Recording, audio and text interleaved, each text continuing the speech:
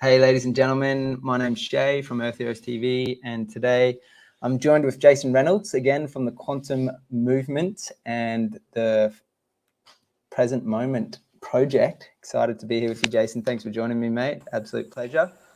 Thanks, Shay. Thanks for having me. I love that intro, mate. That's a very, looks stunning.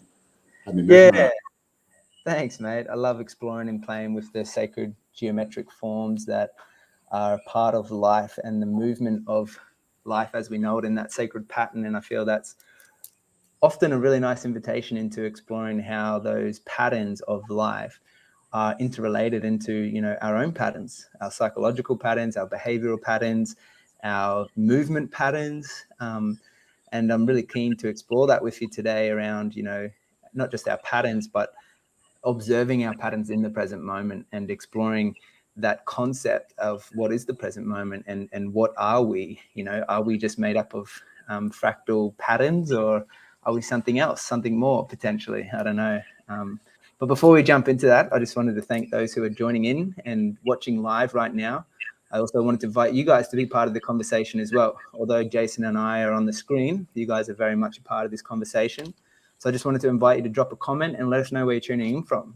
We'd love to hear from you if you have any questions as well that you would like discussed in this conversation, where we really explore human being and humankind and human evolution, ultimately exploring all these beautiful concepts that we get to be part of in this movement. We are, you know, living, breathing, soul-infused conscious beings, and we're just opening up that conversation is what does that really mean? So if you think you know what it means for you, please just drop it in the comment section. We'd love to hear from you. And if you also love this conversation, please, you know, you're welcome to share it with your friends. But otherwise, let's jump into it. Jason, how does it feel for you to explore that concept of what are we as a human or fractal images, in this holographic universe? Yeah, well, I mean, to me, what am I is the first question, and it's not a question that many of us have had the, I suppose, the grace or the space to actually go into it. I don't mean that in any other way. That what I've come to understand is that when we feel confident exploring a space, is then we start to discover the beauty of it. And for many of us to be presented with a question like, what am I? Or, you know, what is it that I've become? It requires a real level of trust.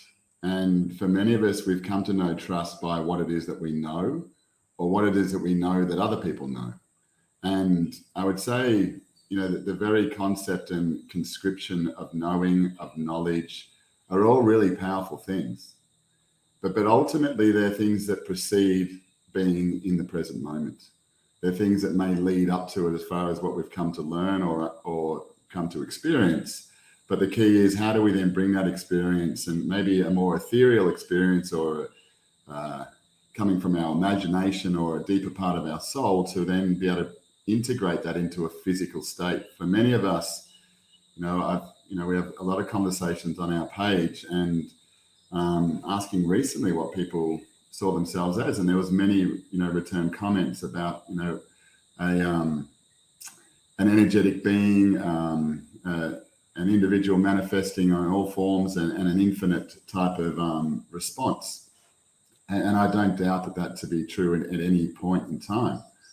But the key is, how do we then transcend the supposed limitations of the physical state? And for me, this is where knowledge comes in, because the physical is only is a stagnant space. It is only moved and enlivened by the vitality of spirit or energy that exists within us.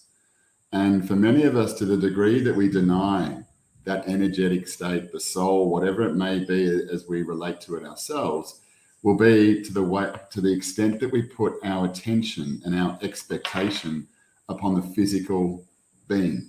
The physical being is magnificent in so many ways by its design and by its deeper reality. But it's inconsequential when you start to consider the very origin of what we are and the energetic state of what we are. And for many of us, that's a as I said, it's an ethereal, it's an assumed, it's something that we fleetingly have an experience with, but rarely are able to maintain a space with. Because I would suggest for many of us, one of the greatest fears is being ostracized, is being alone, is being separated from others, not being accepted. But ultimately, to be alone in its real sense of the word is all one. And to be able to accept that, and when we find an audience or become into concert with our own soul, there is only one. There is only us that is having that experience, from all the beauty and the magnificence that we can have in our own state, which we might often dismiss as such things as a coincidence, or that was interesting, or that was amazing. Those particular experiences are for us, and we dilute those experiences when we try to make someone else understand them. And it's to recognize that deeper relationship that we can achieve by ourselves, with ourselves, in the understanding of what we are, is that we are infinite. How do we translate that into this physical existence that is around us? Now, when we're going back to knowing or knowledge, many of us have placed upon the body these unrealistic expectations. And one of those is to recognize, first of all, we determine the way in which our body, in every function in it, operates and interacts. It is why, from a place of control and organized control, that we are showered with and given specific information from science, from teachers of many forms, from different types of experts and delineations of observance as to how our body works, what it does, what's good for us, what's bad for us. The media is, constantly on, one week red wine's great for us, the next week it's the thing that we should avoid. And there's a state of confusion that's maintained. But the very point of reference here for me is when we understand the magnificence of the body and we stop putting expectations upon it, like to determine and discern wisdom to change form and shape of things around us, we stop finding ourselves in states of stress and overwhelm and frustration. Because for many of us, it's in this knowledge, or what I know to be true, that we become stagnant. And it's everything that we know that determines what we want to control or believe the way that things are. For many of us, we perceive that we've got a brain that actually brings wisdom to us, that has something to do with our intelligence. Our brain is no more than a switching station for the autonomy of the functions of our physical being. Our awareness is something far beyond that. And for many of us, that's a blinding light that we rarely actually go into because we don't understand how to navigate. And just to be summitched by just a little bit of that can be so fulfilling. But if I could, relate it to an experience that when you look into something that is so bright that it is blinding, you become dissolved in that moment because there's nothing else to do, be, or it's in that moment to get a point of reference. And when we are in a space with our own soul, it's very similar to that we're looking straight into the sun. Nothing else exists except to find that point of reference. And at that particular point is when we retreat and we start using our physical capacities to determine our truth. We have intuitions, but we don't act upon it until it becomes a problem. We say, I knew that would happen. We didn't know it would happen. We had that in amongst a whole range of other information, but my inability to be able to trust in that individualized experience with spirit or with energy within us doesn't allow us to explore it. But it's the potency that we experience in moments maybe of meditation or breathing and other practices that we seem fulfilled by, but just taking the scraps of life. So for me, in what am I? I am a marriage between the energetic and the physical, and it's my understanding of how they both exist to support each other as one entity, so they're not separate, that I can then become what I am here to be, to create uniquely and authentically. So when I can let go of all the knowledge, because I trust in my awareness, and knowledge doesn't exist now. Knowledge is a pretense to now. Knowing is a pretense to now. Knowing is a pretense to what may occur in the future. It's a form of control. To be aware and present in this moment and be fully vulnerable and exposed and trust only in what step I take in the moment I take it.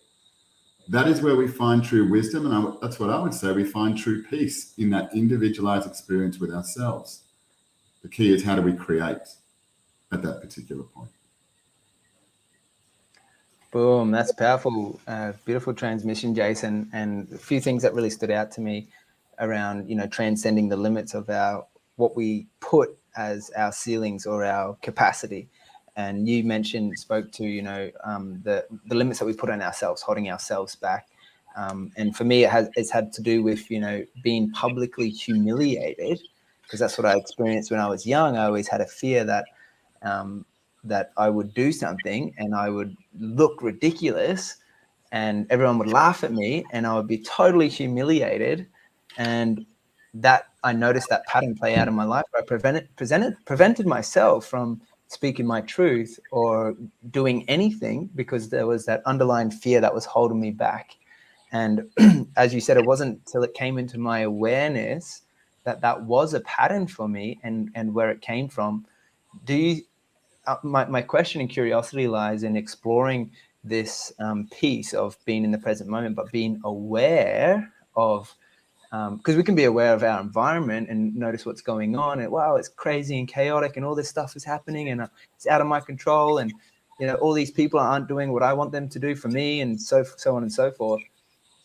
As opposed to what I'm hearing you express is a suggestion and invitation ultimately for people to really bring that back within to themselves and realize that what is it in my control is having the awareness of my physiology and the magnificence of my capacity to, psychologically understand things, intellectually understand things, intuitively feel into things, and have that deeper sense of awareness moving forward around how my environment is also responding to my abilities to move through this world. And I think that's a really, really quite empowering message that you're sharing. And I'm keen to explore that a little bit deeper as well with you, particularly around these limits ultimately, because, I would be kidding myself if I was to say to everyone, yeah, I'm perfect and I got it all worked out and I know exactly what I'm doing with my life, because ultimately I have no idea. And not to say that I'm making it up every step that I go along. I'm kind of constantly recalibrating and realigning to what feels for me in alignment with what I would like to create in my world, which is what you touched on as being a creator being. And do you think it's relevant, I guess my question, to explore, come aware of what's led us to this point, but then to step in, what does it take to step into the creator for the future? Do we really have to let go of all of those past old programs that aren't serving us anymore? You're a beautiful man, Shay. I really felt what you're saying. And it's, I think for me, I would agree 100% with you. I mean, I've come to a understanding of, and very practiced understanding of, being at one with myself and in certain spaces, and especially around teaching, especially around holding space and those things that are just eternal within me. But to analyze my life and to suggest that I would be living any level of perfection or example of everything there is, would not be true. And I think that's something that is to understand that we don't need role models in our life. That there's so many coaches out there that have been, and I've dealt with many of them and just liberated them from the idea that they need to be this perfect example of life before they can provide support and assistance to people. But the very importance is in an individual is to come to recognize their own capacity to direct their own life and to realize that there's nothing to actually change. Ultimately, as we start to see the environment around us change significantly and become more vital and enriched as we accept that in ourselves. Now, when we do that, things change very significantly. What we might want to understand is, as an individual, we are making it up as we go. that's an absolute truth. No one knows what's coming next. No one can determine that for you. Otherwise, you would have this blinding light coming from some part of this plane or planet that we may be living on that is a central determination of absolute and pure wisdom in each and every moment. No one understands what's coming next.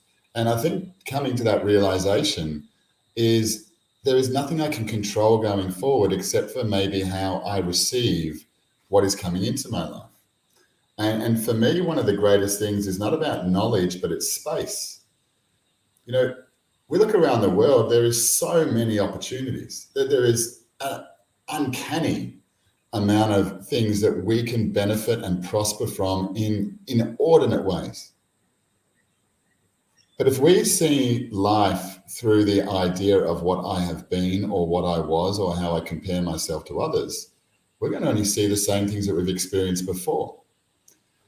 And if we keep referencing our knowledge, if we keep referencing our past, we're going to find ourselves in the same way. We can have beautiful awakenings, beautiful ideas that spawn from within us, but then we apply them and action them in the same way that we've actioned things previously. And this beautiful thing just becomes another journey back to the same spot of our own doubt and fear or questioning of ourselves. So with I was listening, there's a lot of questions and a lot of times I wanted to share to that, but it's that I think that the most important part, and for me, what I come to understand is that indulgence and the grace to give ourselves space. And what I mean, you would invest into yourself in such a way of create peace and space in your life to be able to receive significance and prosperity if you believed that that's what was a part of your life and existence. But when we do not believe in ourselves, we start to believe in belief structures. Then we have belief systems, which are again stagnant and control us. Doesn't give us the liberty in each way to act in a particular way because there's a certain moral code, certain ethic code, certain way that society says, well, you can't do that. Well, what do you mean you can't do that? And then suddenly it's like, well, how do we do it here? What are we supposed to do? Rather than actually as an individual being able to go that I am liberated by my ability to choose, but ultimately by my ability to communicate with myself. So the world can tell me anything from any point or pulpit or platform of life. They can do that at any moment. But are they at fault, or is it my ability or inability to consent or engage with that makes them right or wrong, that makes them brilliant or evil?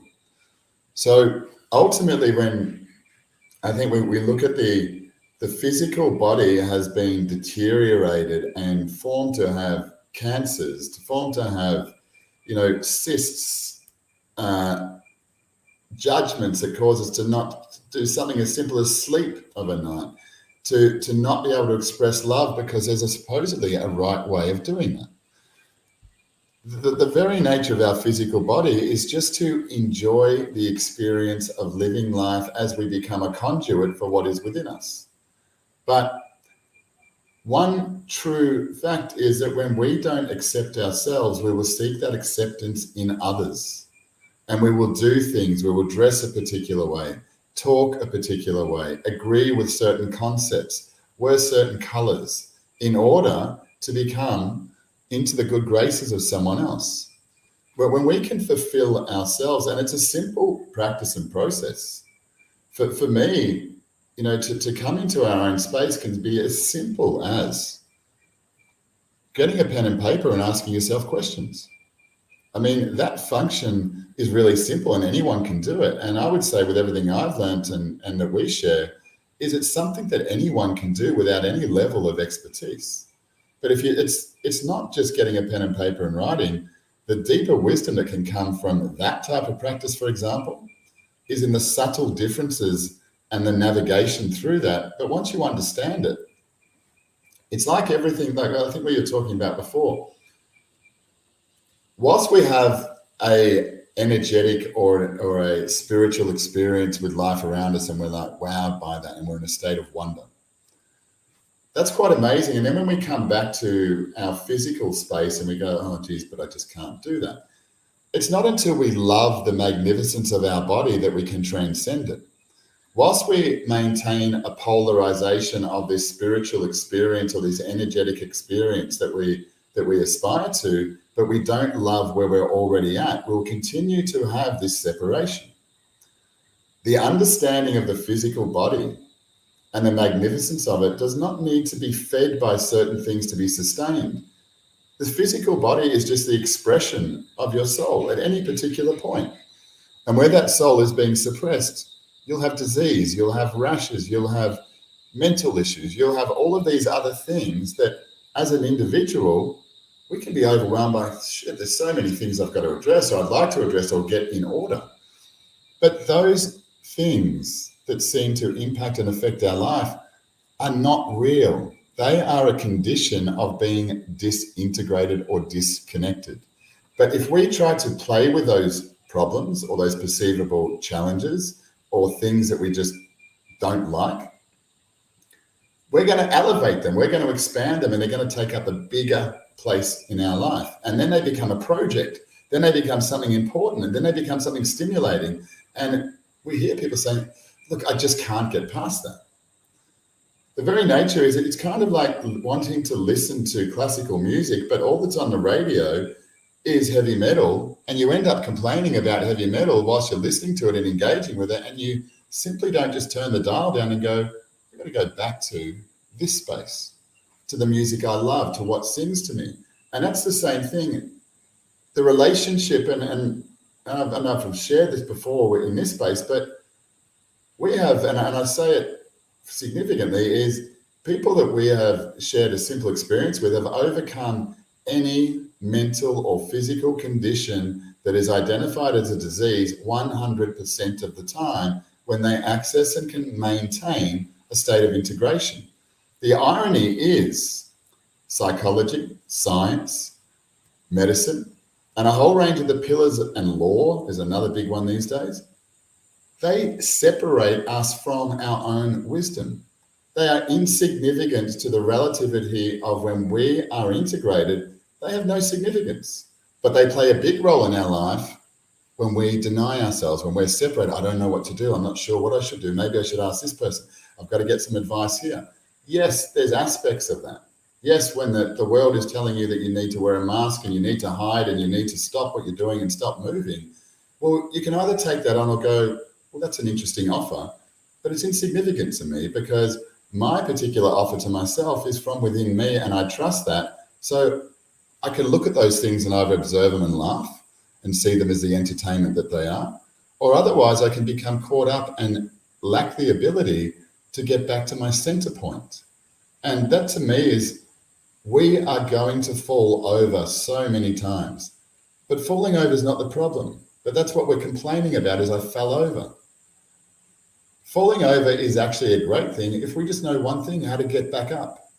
So to me, it's not about sharing knowledge. It's not about sharing information. What is the soul and how does that work? And how does that work? What about this? And what about when this occurs? And what about when that happens? The very nature is that when we find peace and integration within ourselves, we create magnificence through businesses. We start to find people that understand what it is that we want to convey, and they suddenly start turning up. We don't, for many of us, we're trying to fix financially, we're trying to fix ourselves in health because we're meeting some idea of some level of expertise outside of ourselves, but it's the very ignorance of ourselves. And what we've conditioned and learned to do is to go to someone else to learn to do what's right or wrong. Whereas for me, that's always been, inauthentic. For me, it's about providing a space for yourself and therefore, by extension, individuals to start to push back against the wall of information that says that we are common, that we have things that are similar. And this is what I do. Is that the same for you? Or I had this sort of visual and image that was coming into me.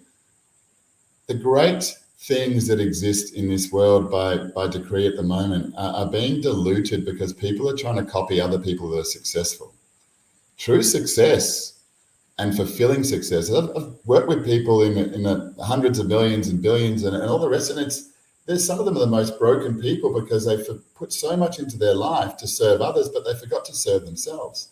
But yet, for many of us, I feel that's starting to change, and that is becoming such an importance, well beyond anything else. But it comes back down to, and I'll say this forever, it's integration. And as soon as we're integrated, suddenly the cancer becomes dissolved.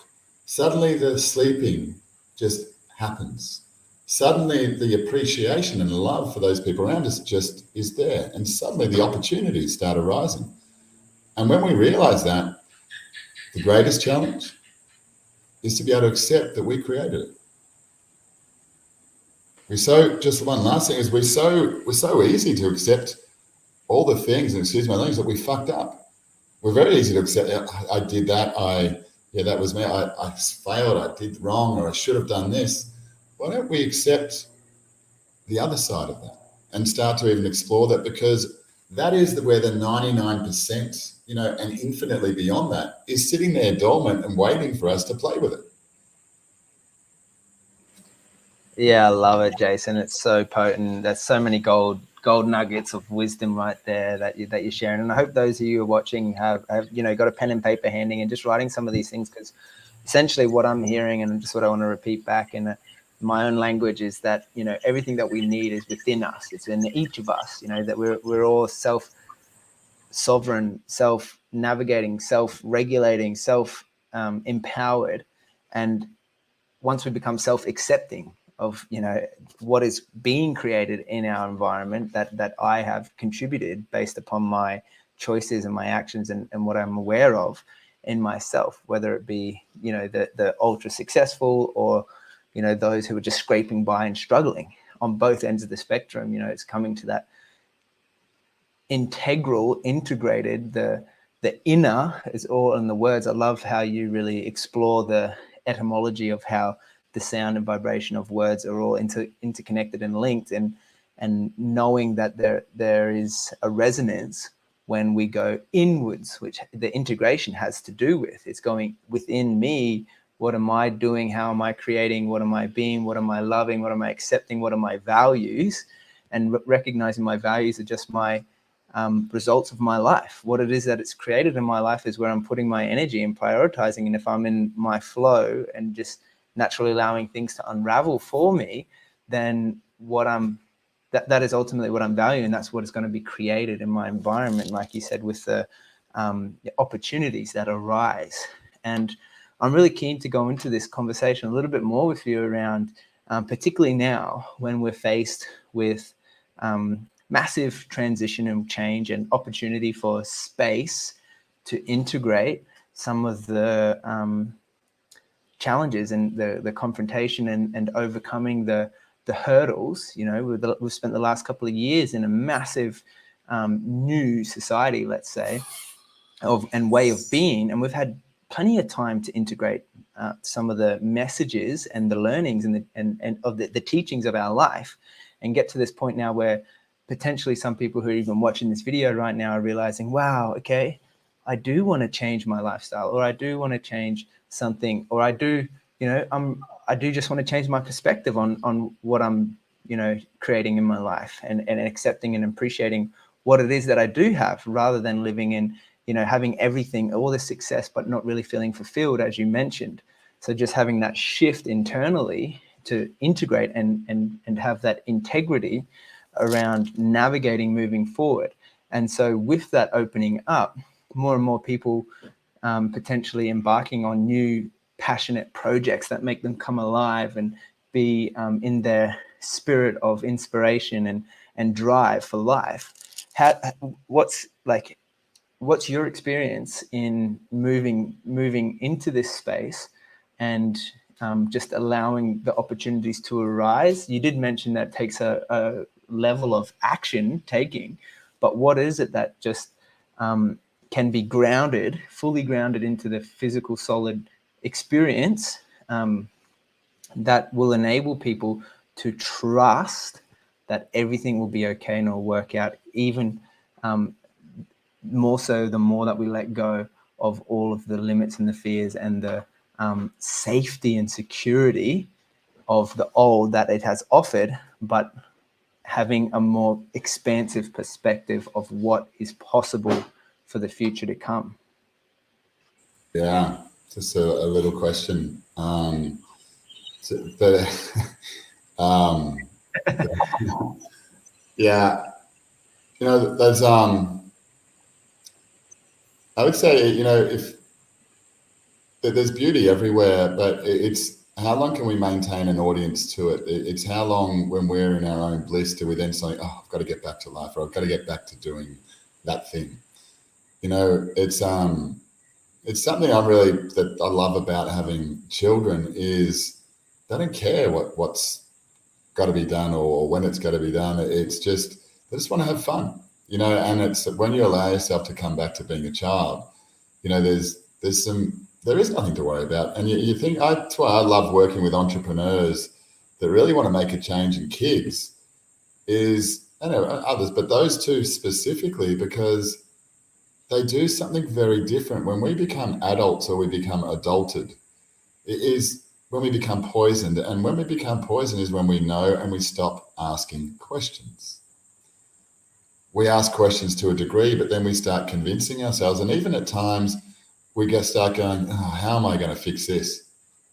And even if that was a legitimate and real question and something that inspired someone, the tone of voice to, how am I going to fix this? Or how am I going to fix this? And being curious to it is a very different scenario. And for many of us, it's, maybe to observe how many empowering questions or any questions that we're asking that are become stagnant because of what we know, because we're turning our questions into statements.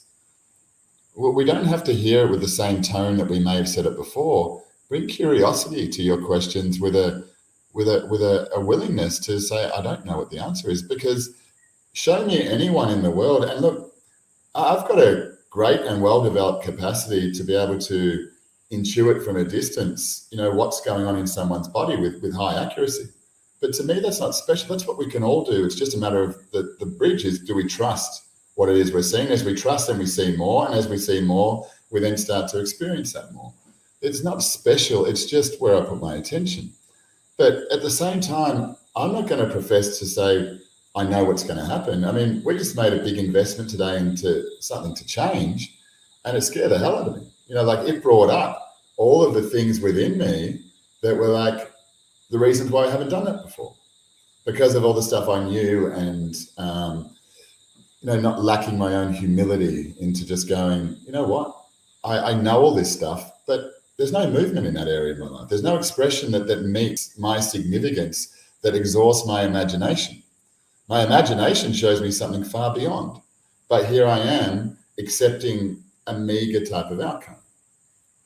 So for me, one of the things, rather than aspiring to be glowing and elevated and levitating in life above, our unwanted experience or our lower experience that we may perceive we're having, because it's not true, but let's just say that was the case. Many of us look to, and this, for me, I kind of reference the 80s and the Richard Simmons, and it may be a bit before your time, but jumping around and, getting everyone positive. Everyone's got to be positive. And positivity is one of the things that has fueled, in a very architected way, has fueled mental health and this whole marketed term of, mental health or men's health and the other things that go to it. The nature to try to be positive, it denies the negative. The positive and the negative together is love. It's an appreciation for everything as it is.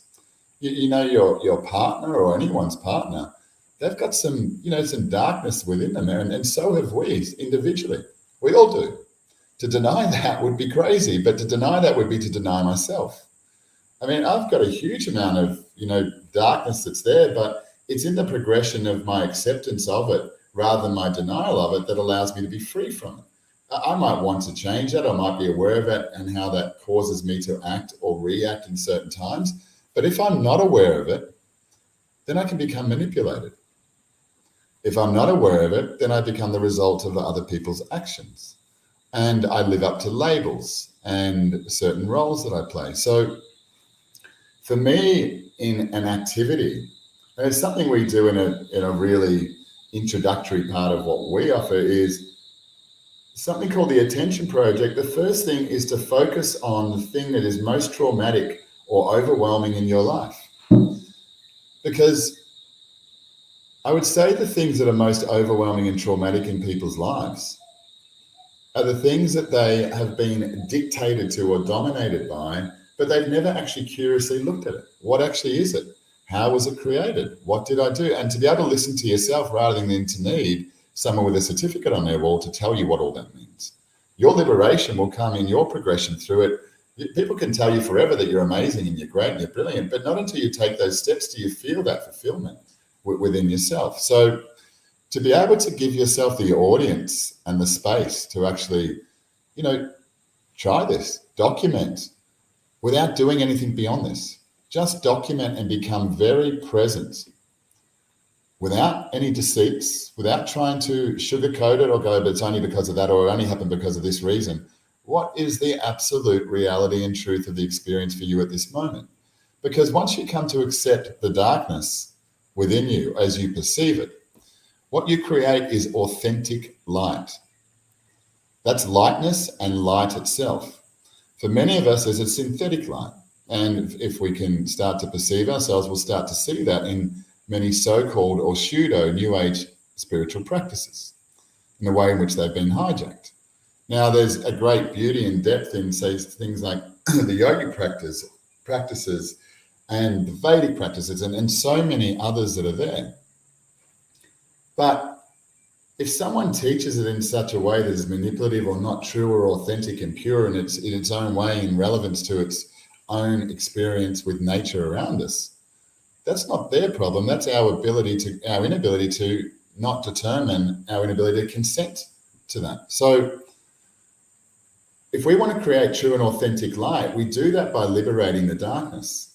And the more comfort that we find in stepping into the darkness, and we start to love that, eventually what happens is people go, I don't want to go into that. Oh, it's too hard. It's traumatic. I don't want to look at it anymore. I don't want to talk about it. It will continue to keep haunting you. You'll see it everywhere in anything, and you'll leave one job to go, I can't stand the people here, to go there, and suddenly those people are there again in different forms, and I can't stand women and then men, and, I don't like this, and suddenly they're all around you. But when you come to love the very thing that you oppose, it doesn't oppose you anymore. And I don't mean by just saying, hey, I'm going to be really positive. I'm just going to love this thing. You love it by coming to understand it. Whether it be your father, your mother, your brother, your neighbor, rather than all the energy that's tied up in, I can't stand that guy. He's just always on his blower, or he's always throwing stuff online. I think they're stealing our water, or, whatever it may be that we concoct in our heads about, the people around us. The truth is, if you spent a little bit of courage, a little bit of presence, and you went to that guy and said, hey, you know what? I don't understand why you do what you do. You get out. We went to a friend's place recently, and we were sitting there on a beautiful Saturday afternoon, and there was a guy sitting there with his whippersnipper and blower up on the roof, blowing the roof about 6 times.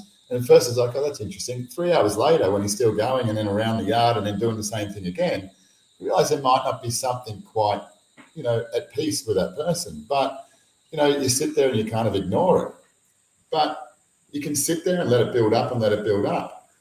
And it'd be an uncomfortable conversation to go and speak to that person. Because how would you approach it? Because they probably don't know any different. But to go and have that, and to maybe that person's never been asked. Maybe that in all the obvious nature, they've never been aware of it. So when we have things in our life that we keep avoiding and walking around and stepping on eggshells or tiptoeing around, when we go to a place of, hey, I'd really love to understand why you do that. When we open our heart to it, we'll then find love in it, because I never saw that. I never realized that. And they become the magical stories of our own curiosity. And for many of us, we're like, nah, that person's that way, that's that. I'm not part of that. I've got to be here, stay in my lane, rather than recognizing you're always in every lane. But if you can find practice, and to me, it's primary. If we want to be able to sit in the magnificence of our soul, not just proclaim it as a statement, we've got to first become at ease with the devil and the darkness. And if we don't, we will never understand it. And then because we don't understand it, and this is back to a statement that is around a lot, is, know thy enemy. And it's not about knowing thy enemy so you can trip them up.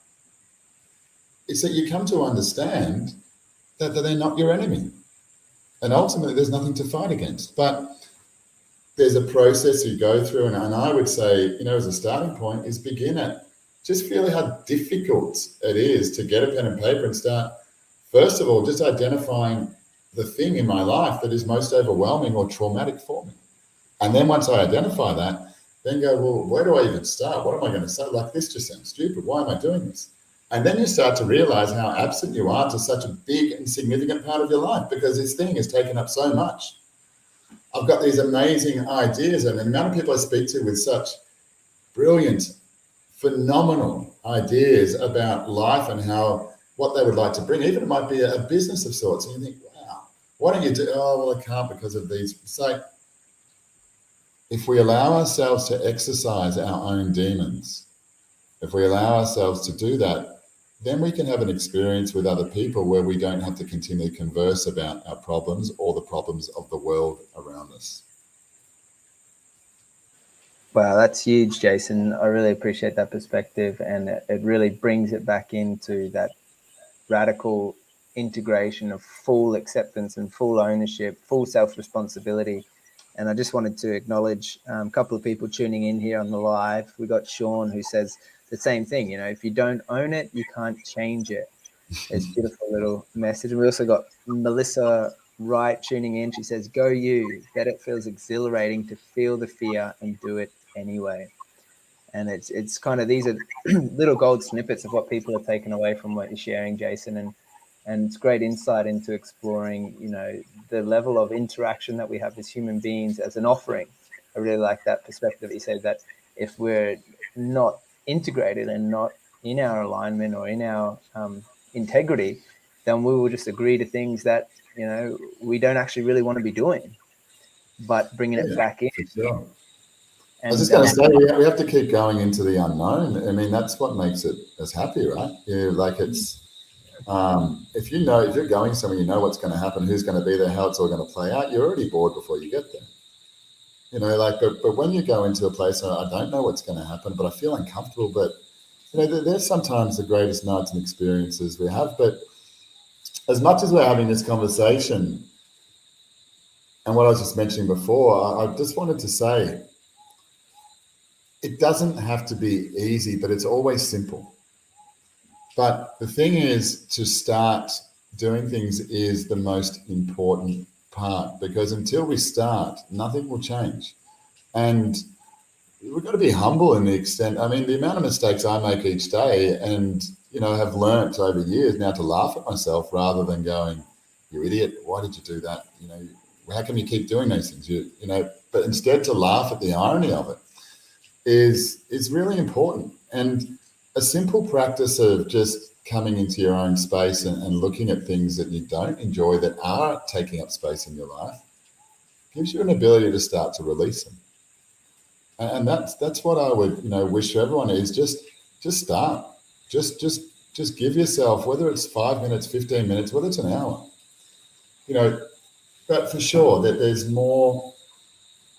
I would say, if you're trying to fix things, that is a habit. It's not a reality. There's nothing to fix. But if you come to a place of understanding how to maintain your own space and how to do that consistently, I don't mean through meditation, I mean just through understanding that within yourself, then suddenly all of those things you thought you needed to fix, they're not there anymore. And they're the warm fuzzy blanket that we're shrouding ourselves in at times. We don't like them, we don't want them, but they're there and they're familiar. It's also to realize that how seductive, truly seductive and addictive familiarity is. We don't allow ourselves to, I had a guy today that was talking about a thing before that said about fear. Fear and freedom are exactly the same space. But for many of us, we want someone else to provide us a way to achieve that, to move past it, to move into it. That will never happen. Freedom is not something we gain. It is what we already are. It's the same as intuition. We don't learn intuition. We become aware of what is already there. And, this constant looking outside of ourselves for those answers, yes, that'll enrich our own experience of ourselves, but it always leads us back to what we already are. And I suppose it goes back to your first question when we're talking about what am I? The polar opposite of the what is the who. And the what question is only in relation to you. It's before human, it's before being, it's a consideration of a space that's unexplored. The who is in comparison, and this is the seduction of familiarity, is the who can only exist if there's other who's. And this is the very foundation and fabric of the limitations of the ego, because once you understand and embrace the ego is the most amazing capacity within each of us. If we don't understand how to navigate, again, we'll fight against it. But if we keep looking at who am I, it's going to be in comparison to that person, this person, the people I don't even know, but I observe and I assume as to what they are. The other part of the who is what we previously were or what we think we'll become. They are also very powerful aspects of what we compare ourselves to in the inability to accept us as we are. And ultimately, that's the end part of freedom, is our complete acceptance of ourselves. But yes, part of that journey is going to be undoing the knots that we've tied previously. And that's a really liberating one, because as soon as we shift that a little bit, the amount of vitality and energy that comes to you because you stop pushing against things, because you stop resisting things, people believe that energy that comes to them is like, wow, I just got this rush of energy that came to me. That's not anything that's gifted to you. That's just you consistently pushing by obligation and by habit through life. And as you keep pushing and pushing and pushing, and then you realize, I don't need to do that anymore. Suddenly that vitality and energy is not directed to that thing you're pushing against. You start to receive that very thing that's coming within you. And suddenly you become enlivened by it, and look at the irony of, wow, I've been pushing against that all my life. No wonder I feel vital. No wonder I feel alive. No wonder I feel enthralled. It's because all I've been doing is pushing against the very thing that's coming into my space to adore me, to accept me, to receive me. And that's to me, that's a really important difference, is the capacity to embrace something as it is. We had a conversation on the page, and I don't know if you saw it, but it was about mosquitoes, because it's the time of year, and there's and the question was along the lines about, are mosquitoes, really biting you, or are you just experiencing your separation? And one of the things that comes is, it's the same as when we have feelings. When a feeling comes within us, it triggers sometimes a response. I don't like this, so then we suppress it, and there we go, pushing against it. So we have a feeling, which is then a physical reference point of what we determine to be a truth, because we placed our body as the point of reference. And that's okay, but our real intelligence is in the energetic state of awareness, when we're accessing the field of information that's always sitting there and available to us. But if we deny that and we go with the feeling, we start interacting with it. The feeling that's happening to us at times is the movement of energy from a place that was previously stagnant. When we allow energy to move to us and through us in a new way, as a new frequency comes into us, because we've been resisting it our entire life, we're going to have different feelings. But the key is to not react to those feelings, but to understand it's just movement through me. It's not intelligence. It's not a fulfillment or an uprising. I already am fulfilled. I already risen. But if I keep working with the physical interactions, I will stick with psychology. I will stick with trying to clear belief systems. I will stick with trying to fix my life. I will stick with trying to understand neuroscience as explanation of why I'm experiencing this ball inside your head is overwhelmed already, maintaining the magnificence of what you are. Your intelligence is beyond that. And these are not separate things. It's just creating a space for that within your own self. And yes, I want to qualify, there's great wisdom in all of us. There is not wisdom in text. There is knowledge in that. How we interact with it becomes the wisdom, because how we then apply it. Wisdom is all to do with the expression and the action of what we've come to understand. What we know maintains a conversation, not a manifestation. That's so good, Jason. I appreciate you sharing that, man. It's absolutely so true. And Melissa here agrees with us. She's saying, I absolutely hear your words. True freedom comes from within. It cannot be taken from us, nor even fought for us. It is a choice to be the calm in the chaos or the eye in the storm. Such potent transmissions there, Jason. I really appreciate your perspective on life and, the unraveling of realizing how magnificent each of us really are at our core and in our essence. And it's something that I love, unraveling with you and having these conversations. So I just wanted to, just remind the audience that we have had this conversation similar to this before, and it is available on the Facebook page or also on Earth Heroes TV. And we're excited because we're going to be unpacking more of these in conversations coming up in the next couple of weeks, ongoing. So I'd also be curious to hear from you guys who are watching right now, what it is that is resonating and feels in alignment with what Jason has shared today, and just write it in the comments for us. We do follow up with the comments, and we'd just love to hear from you, because we can integrate that into our next conversation and unpack it in these ways that, can really benefit and potentially serve you and help you on the journey to unlocking that wisdom that's within each of us, and just remembering that it's in coming back into full integration and full acceptance. So, Jason, Can I just say one thing to that, Shay? Absolutely. I'd also encourage people, and in a real, invitation, is to also share what they think is absolutely ridiculous, what they think is, absolutely crazy, and we've fallen off off the cheese off the cracker or whatever, lost our marbles. Like, it's because I invite scrutiny in any form, and I love it because it allows one thing. When we become certain or confident in a particular area of life, it allows people to let go of their polarizations and the things that hold them back. I mean, I always reference someone like Donald Trump and how polarizing he is. It's, you look at that and it causes people to polarize themselves, but ultimately they're releasing such a toxicity within, whether they like him or not, it's irrelevant. But that particular individual, and even a Bill Gates and, anyone like that, is they're exposing themselves in what people might say is ridiculous, is crazy, is evil, is beautiful, whatever it may be. But the thing is, for us to be able to, express and allow in that moment just to trigger and let it out, doesn't mean that's what we are. That's ultimately what we're letting go of, that we haven't found the space of trust to be able to release.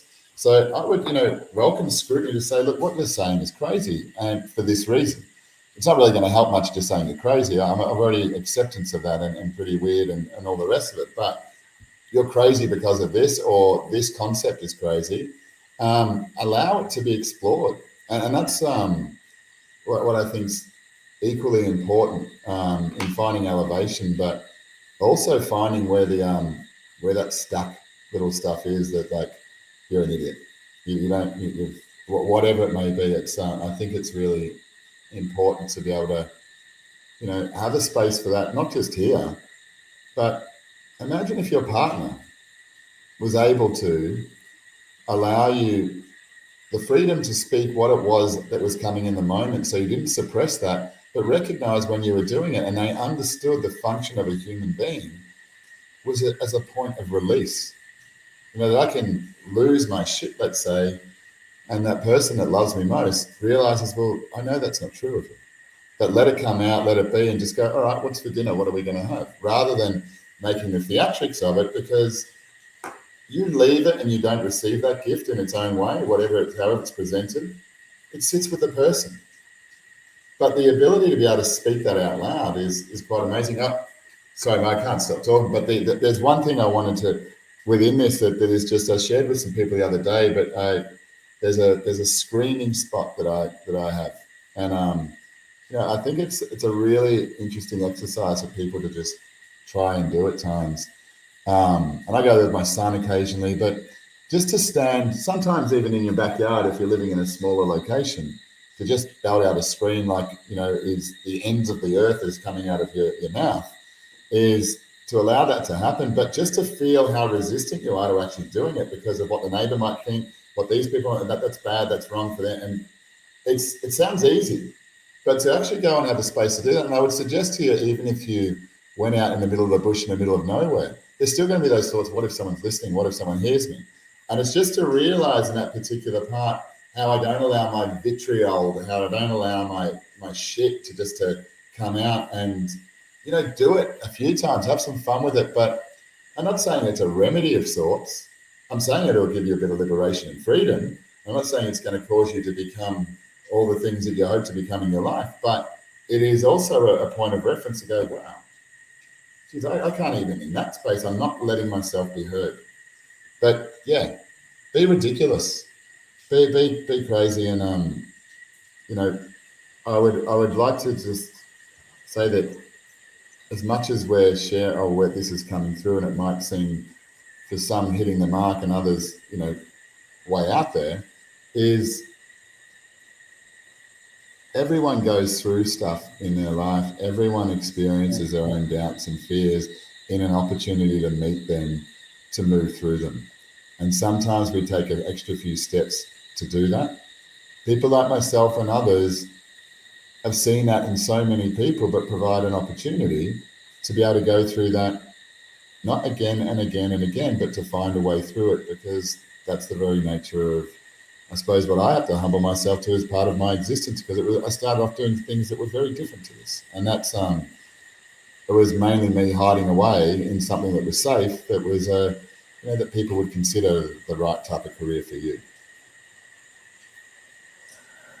Yeah, that's huge, man. I really appreciate that perspective, and also, the beautiful invitation to go out and be ridiculous, because it's a challenging thing to, go against the status quo and just do the normal everyday job or career or behavior, and just walk down the street as a normal citizen. But why not be our most beautiful, craziest, wildest, ridiculous self? And it's a nice place to be in that space, to have acceptance of that self that can be fully expressive and shout to the top of the rooftops, or just do something that is a little bit wild and outside the box, and take a risk.